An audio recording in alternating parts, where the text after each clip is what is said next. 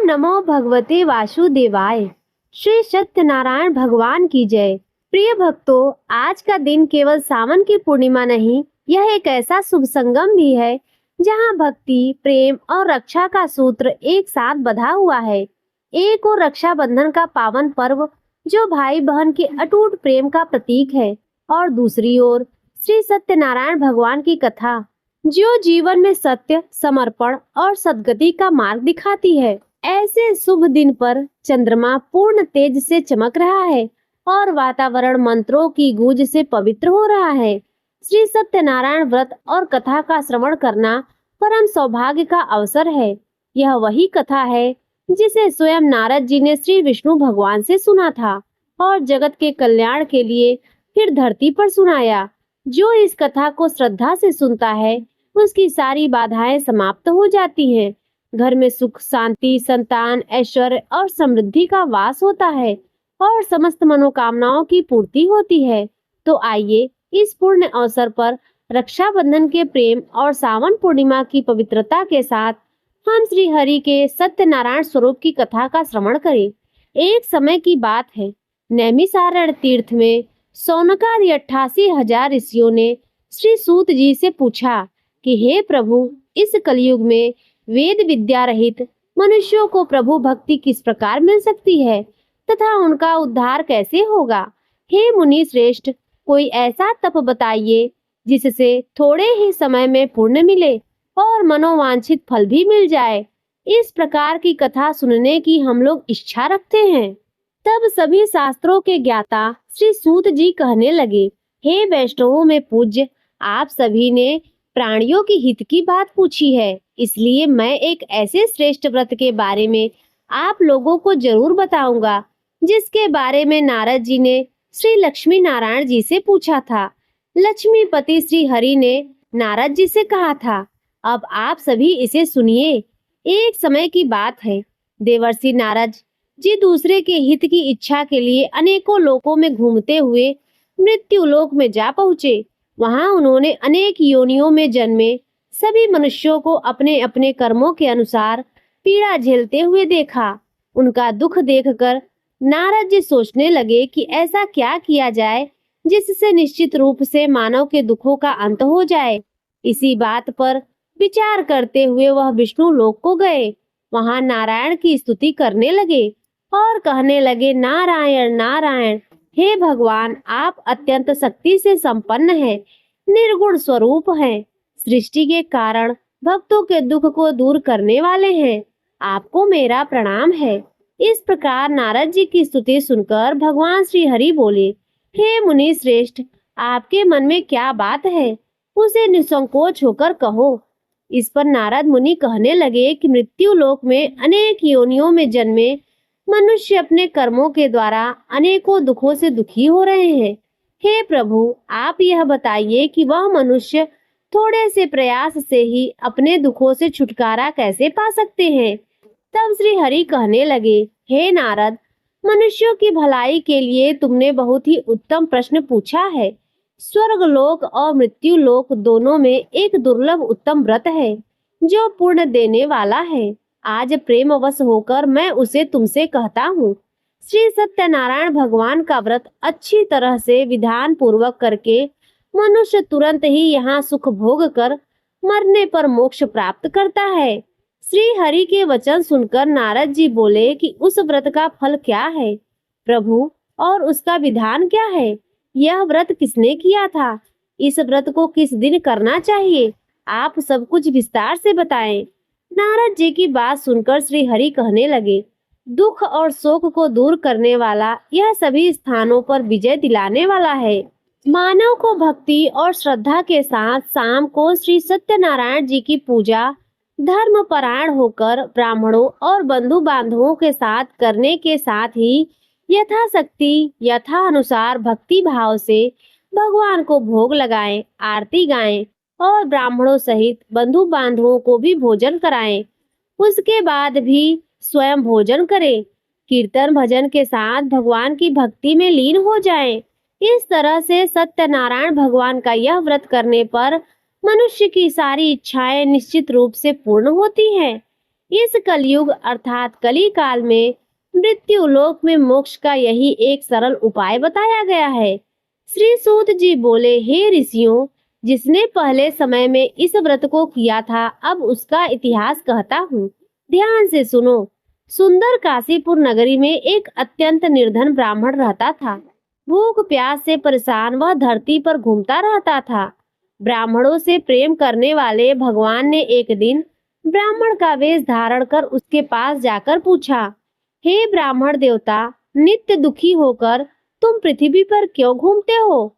तब दीन ब्राह्मण बोला, मैं निर्धन ब्राह्मण हूँ, भिक्षा के लिए धरती पर घूमता हूँ। यदि आप इसका कोई उपाय जानते हो तो बताओ। वृद्ध ब्राह्मण रूपी भगवान कहने लगे कि सत्यनारायण भगवान मनोवांछित फल देने वाले हैं, इसलिए तुम उनका पूजन करो। इसे करने से मनुष्य सभी दुखों से मुक्त हो जाता है। वृद्ध ब्राह्मण बनकर आए सत्यनारायण भगवान उस निर्धन ब्राह्मण को व्रत का सारा विधान बताकर अंतर्ध्यान हो गए।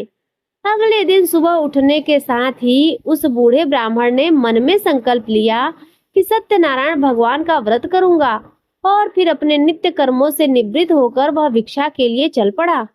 उस दिन उसे भिक्षा में बहुत सारा धन प्राप्त हुआ। उसी धन से उसने परिवार के साथ भगवान सत्यनारायण की पूजा की और व्रत रखा। इस व्रत को करने के कुछ दिन बाद उसके सभी दुख और कष्ट दूर हो गए। देखते ही देखते एक संपन्न और अनेकों संपत्तियों का वह मालिक बन गया। तब हर महीने की पूर्णिमा के दिन वे ब्राह्मण सत्यनारायण भगवान की पूजा और व्रत करने लगा। इस प्रकार सत्यनारायण भगवान के इस व्रत को करके वह श्रेष्ठ ब्राह्मण सभी पापों और गरीबी से दूर हो गया और उसने एक दुर्लभ मोक्ष पद की प्राप्ति की। इस तरह से सत्यनारायण भगवान के व्रत को जो मनुष्य करेगा वह सभी प्रकार के पापों से छूटकर मोक्ष को प्राप्त होगा। जो मनुष्य इस व्रत को करेगा वह भी सभी दुखों से मुक्त हो जाएगा। सूत जी बोले, इस तरह से देवर्षि नारद से नारायण जी का कहा हुआ श्री सत्यनारायण व्रत मैंने तुमसे बताया। हे विप्रो, अब और क्या कहूँ?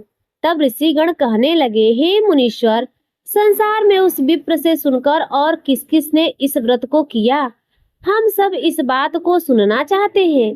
इसके लिए हमारे मन में श्रद्धा भाव है। तब श्री सूत जी कहने लगे, हे मुनियों, जिस जिसने इस व्रत को किया है वह सब सुनो। एक समय वही विप्र धन और ऐश्वर्य के अनुसार अपने बंधु बांधवों के साथ इस व्रत को करने को तैयार हुआ। उसी समय एक लकड़ी बेचने वाला बूढ़ा आदमी आया और लकड़ियां बाहर रखकर अंदर ब्राह्मण के घर में गया।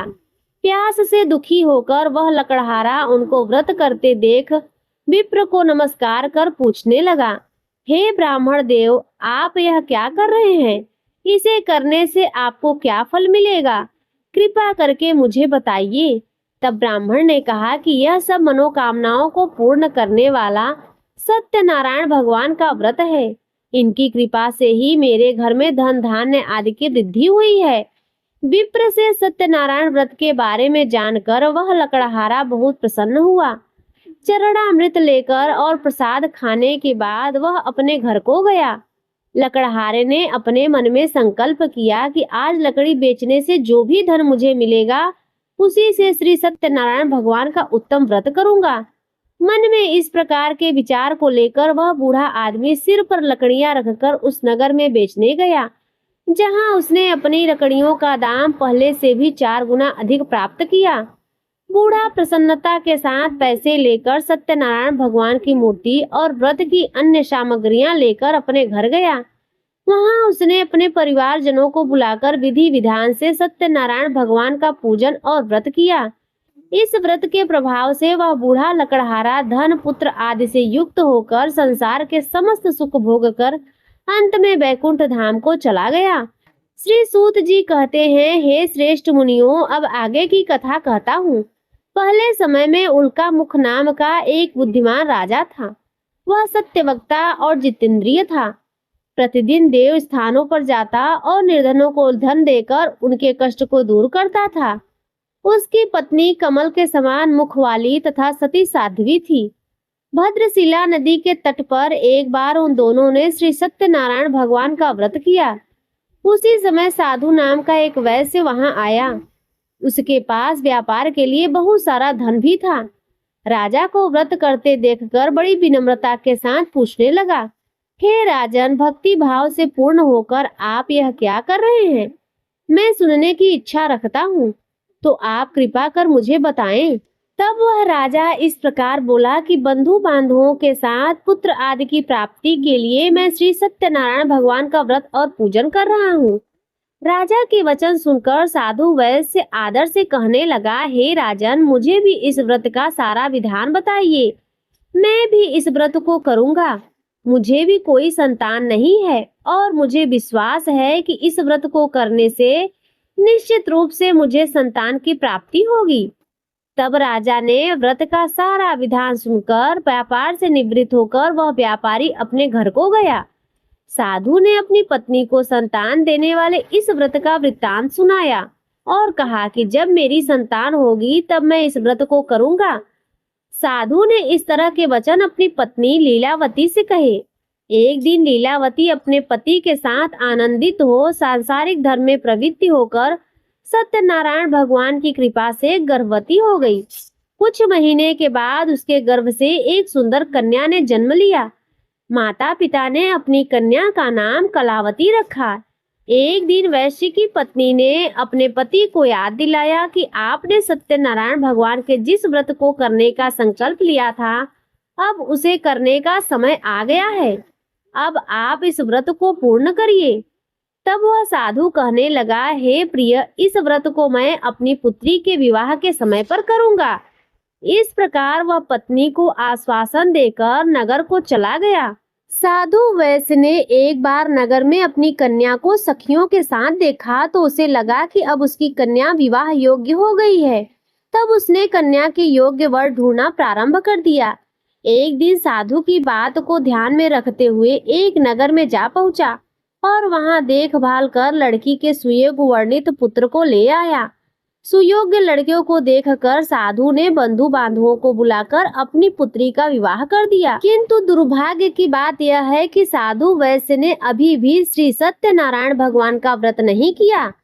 इस पर श्री सत्यनारायण भगवान क्रोधित हो गए और श्राप दे दिया कि अपने कार्य में कुशल साधु बनिया अपने दामाद को लेकर समुद्र के पास स्थित होकर रत्नसारपुर नामक नगर में गया। वहां जाकर दामाद ससुर दोनों ने मिलकर चंद्रकेतु राजा के नगर में व्यापार करना शुरू कर दिया।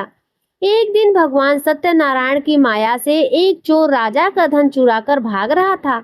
उसने राजा के सिपाहियों को अपना पीछा करते हुए देख चुराया हुआ सारा धन वहां रख दिया जहां साधु अपने दामाद के साथ ठहरा हुआ था। राजा के सिपाहियों ने जब चुराया हुआ धन ससुर और दामाद के पास पड़ा हुआ देखा तो वे ससुर और दामाद दोनों को बांधकर प्रसन्नता से राजा के पास ले गए और कहने लगे कि महाराज, अब हम उन दोनों चोरों को पकड़ कर लाए हैं, आप आगे कार्यवाही करें। तब राजा की आज्ञा से उन दोनों को कठिन कारावास में डाल दिया गया। उनका सारा धन भी उनसे छीन लिया गया। श्री सत्यनारायण भगवान के श्राप से साधु की पत्नी भी बहुत दुखी हुई। घर में जितना भी धन रखा था उसे चोर चुरा के ले गए। शारीरिक तथा मानसिक पीड़ा और भूख प्यास से अति दुखी होकर अन्न की चिंता में कलावती एक ब्राह्मण के घर गई। वहां उसने श्री सत्यनारायण भगवान का व्रत होते देखा। फिर कथा भी सुनी और वह प्रसाद ग्रहण कर रात को अपने घर वापस आई। तब माता ने कलावती से पूछा कि हे पुत्री, तुम अब तक कहाँ थी? तुम्हारे मन में क्या है? तब कलावती ने अपनी माता से कहा, हे माता, मैंने एक ब्राह्मण के घर में श्री सत्यनारायण भगवान का व्रत होते देखा है। तब कन्या ने वचन सुनकर लीलावती भगवान के पूजन की तैयारी करने लगी। लीलावती ने अपने परिवार और बंधु बांधवों सहित सत्यनारायण भगवान का पूजन किया और उनसे वर मांगा कि मेरे पति तथा दामाद शीघ्र ही घर वापस आ जाएं। साथ ही यह भी प्रार्थना की कि हम सभी के अपराध क्षमा करें। श्री सत्यनारायण भगवान इस व्रत से संतुष्ट हो गए और राजा चंद्रकेतु को सपने में दर्शन देकर कहने लगे कि हे राजन, तुम उन दोनों वैश्यों को छोड़ दो और तुमने उनका जो भी धन लिया है उसे भी वापस कर दो।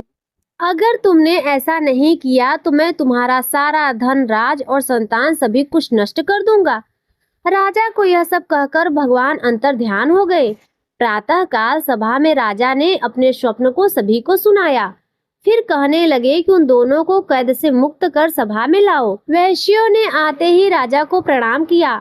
तब राजा कहने लगा कि हे महानुभावों, दुर्भाग्यवश ऐसा कठिन दुख तुम्हें प्राप्त हुआ है, लेकिन अब तुम्हें किसी बात का कोई भय नहीं है। ऐसा कहकर राजा ने उन दोनों को नए वस्त्र आभूषण भी पहनाए और जितना धन उनका लिया था उससे 2 गुना धन वापस कर दिया। इस तरह दोनों वैश्य अपने घर की ओर चल दिए। श्री सूत जी महाराज कहने लगे, इस प्रकार वैश्यों ने मंगलाचार कर अपनी यात्रा प्रारंभ की और अपने नगर की ओर चल दिए। उनके थोड़ी ही दूर जाने पर दंडी वेशधारी श्री सत्यनारायण भगवान ने उनसे पूछा, हे साधु, तेरी नाव में क्या है? तब अभिमान से भरा हुआ वह वैश्य कहने लगा, हे दंडी, आप क्यों पूछते हो? क्या धन लेने की इच्छा है? मेरी नाव में तो बेल आदि पत्ते भरे हुए हैं। वैश्य के ऐसे कठोर वचन सुनकर भगवान कहने लगे, तुम्हारा वचन सत्य हो। दंडी ऐसे वचन सुनकर वहां से दूर चले गए। कुछ दूर जाकर समुद्र के किनारे बैठ गए। इधर दंडी के जाने के बाद साधु वैश्य ने नित्य क्रिया के पश्चात अपनी नाव को जब ऊंची उठते देखा तो बड़ा आश्चर्य हुआ और नाव में बेल पत्ते आदि भरे हुए देखकर वह मूर्छित होकर जमीन पर गिर पड़ा। वापस होश में आने पर वह अत्यंत शोक में डूब गया। तब उसका दामाद कहने लगा, पिताजी, आप शोक मत मनाइए, यह सब दंडी का श्राप है, इसलिए हमें उनकी शरण में जाना चाहिए, तभी हमारी मनोकामना पूर्ण हो सकेगी। दामाद की बात सुनकर वह दंडी के पास पहुंचा और अत्यंत भक्ति भाव से नमस्कार करके कहने लगा, हे महाराज, मैंने आपसे जो असत्य वचन कहे थे उनके लिए मुझे क्षमा करें। ऐसा कहकर वह रोने लगा। तब दंडी भगवान कहने लगे कि हे वाणिक पुत्र, मेरी आज्ञा से तुम्हें बार बार दुख प्राप्त हो रहा है, तू मेरी पूजा से विमुख हुआ है। तब वह साधु वैश्य कहने लगा, हे भगवान, आपकी माया से ब्रह्मादि देवता भी आपके रूप को नहीं जानते, तब मैं भला अज्ञानी कैसे जान सकता हूँ। अब आप प्रसन्न होइए, मैं अपनी सामर्थ्य के अनुसार आपकी पूजा और व्रत अवश्य करूँगा। हे प्रभु, मेरी रक्षा करो और पहले के समान मेरी नौका में धन भर दो। साधु वैश्य के भक्ति पूर्वक वचन सुनकर भगवान प्रसन्न हो गए और उसकी इच्छा के अनुसार वरदान देकर अंतर ध्यान हो गए। दामाद और ससुर दोनों जब नाव पर आए तो नाव धन से भरी हुई मिली। फिर वहीं अपने अन्य साथियों के साथ सत्यनारायण भगवान का पूजन कर वे दोनों अपने नगर को चल दिए। जब नगर के नजदीक पहुंचे तो दूत को घर पर खबर देने के लिए भेज दिया। दूत साधु की पत्नी को प्रणाम कर कहने लगा, मालिक अपने दामाद सहित नगर के निकट आ गए हैं। दूत की बात सुनकर साधु की पत्नी लीलावती ने बड़े हर्ष के साथ सत्यनारायण भगवान का पूजन कर अपनी पुत्री कलावती से कहा कि मैं अपने पति के दर्शन को जा रही हूँ, तू भी कार्य समाप्त कर जल्दी आ जाना। माँ के ऐसे वचन सुनकर कलावती जल्दी जल्दी में प्रसाद को छोड़कर अपने पति के पास चली आई। इस तरह प्रसाद की अवज्ञा के कारण श्री सत्यनारायण भगवान रुष्ट हो गए और नाव सहित उसके पति को पानी में डुबो दिया। कलावती अपने पति को वहां न पाकर रोती हुई जमीन पर गिर गई। नौका को डूबा हुआ देख, कन्या को रोता हुआ देख वह साधु वैश्य दुखी होकर कहने लगा, हे प्रभु, मुझसे तथा मेरे परिवार से जो भी भूल हुई है उसे क्षमा करो। साधु ने दीन वचन सुनकर श्री सत्यनारायण भगवान प्रसन्न हो गए। आकाशवाणी हुई कि हे साधु, तेरी कन्या मेरे प्रसाद को छोड़कर आई है, इसलिए उसका पति अदृश्य हो गया है। यदि वह घर पर जाकर प्रसाद खाकर लौटे तो उसे इसका पति अवश्य मिलेगा। ऐसी आकाशवाणी सुन कलावती ने वैसा ही किया जैसा आकाशवाणी के दौरान भगवान ने कहा था, और फिर प्रसाद ग्रहण करने के बाद जब वह वापस आई तो अपने पति के दर्शन करके वह अत्यंत प्रसन्न हुई। उसके बाद साधु वैश्य अपने बंधु बांधुओं सहित भगवान श्री सत्यनारायण भगवान का विधि विधान से पूजन करता है और इस लोक का सभी सुख भोग कर वह अंत में स्वर्ग जाता है। श्री सूत जी बोले, हे ऋषियों, मैं और भी एक कथा सुनाता हूँ, उसे भी ध्यान पूर्वक सुनो। प्रजा पालन में लीन तुंगध्वज नाम का एक राजा था। उसने भी भगवान का प्रसाद त्याग कर बहुत ही दुख प्राप्त किया। एक बार जंगल में जाकर वन्य पशुओं को मारकर वह बड़ के पेड़ के नीचे आया। वहां उसने ग्वालों की भक्ति भाव से अपने बंधु बांधवों सहित सत्यनारायण भगवान का पूजन करते देखा। अभिमानवश राजा ने उन्हें देखकर भी पूजा स्थान पर ना तो गया और ना ही उसने भगवान को प्रणाम किया। ग्वालों ने राजा को प्रसाद दिया, लेकिन उसने वह भी प्रसाद नहीं खाया और प्रसाद को वहीं छोड़कर अपने नगर को चला गया। जब राजा अपने नगर को पहुंचा तो वहां सब कुछ तहस नहस हुआ पाया। तो शीघ्र ही वह समझ गया कि यह सब भगवान के अनादर का ही परिणाम है। तब वह दोबारा ग्वालों के पास पहुंचा और विधि पूर्वक पूजा करके प्रसाद खाया। तो श्री सत्यनारायण भगवान की कृपा से सब कुछ पहले जैसा ही हो गया और फिर दीर्घ काल तक सभी सुख भोग कर अंत में वह मोक्ष पद को प्राप्त हुआ। जो मनुष्य परम दुर्लभ इस व्रत को करेगा तो भगवान सत्यनारायण की कृपा से उसे धन धान की प्राप्ति होगी। इस व्रत के प्रभाव से निर्धन धनी हो जाता है और मनुष्य भय मुक्त होकर जीवन जीता है। संतानहीन मनुष्य को संतान सुख प्राप्त होता है और सारे मनोरथ पूर्ण होने पर वह मनुष्य अंत में बैकुंठ धाम को जाता है। तब श्री सूत जी कहने लगे, जिन्होंने पहले इस व्रत को किया है अब उनके दूसरे जन्म की कथा कहता हूँ। वृद्ध सतानंद ब्राह्मण ने सुदामा का जन्म लेकर मोक्ष की प्राप्ति की। लकड़हारे ने अगले जन्म में निषाद बनकर मोक्ष प्राप्त किया। उल्का मुख नाम का राजा दशरथ होकर बैकुंठ लोक को गए। साधु नाम के वैश्य ने मोर ध्वज बनकर अपने पुत्र को आरे से चीरकर मोक्ष पाया और महाराज तुंग ध्वज ने स्वयंभू होकर भगवान में भक्ति युक्त होकर कर्म कर मोक्ष पाया। तो प्रेम से बोलिए श्री सत्यनारायण भगवान की जय, सावन पूर्णिमा की जय, रक्षाबंधन पावन पर्व की जय, श्री लक्ष्मी नारायण भगवान की जय। प्रिय भक्तों, अब आइए सुनते हैं विष्णु भगवान की आरती।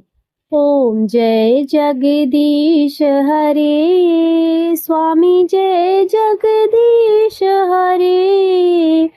भक्त जनों के संकट, दास जनों के संकट क्षण में दूर करे। ओम जय जगदीश हरे। जो ध्यावे फल पावे, दुख बिन से मन का। सुख संपत्ति घर आवे, सुख संपत्ति घर आवे, कष्ट मिटे तन का। ओम जय जगदीश हरे। तुम पूर्ण परमात्मा, तुम अंतर्यामी। पार ब्रह्म परमेश्वर, पार ब्रह्म परमेश्वर, तुम सबके स्वामी। ओम जय जगदीश हरे। तुम करुणा के सागर, तुम पालन करता।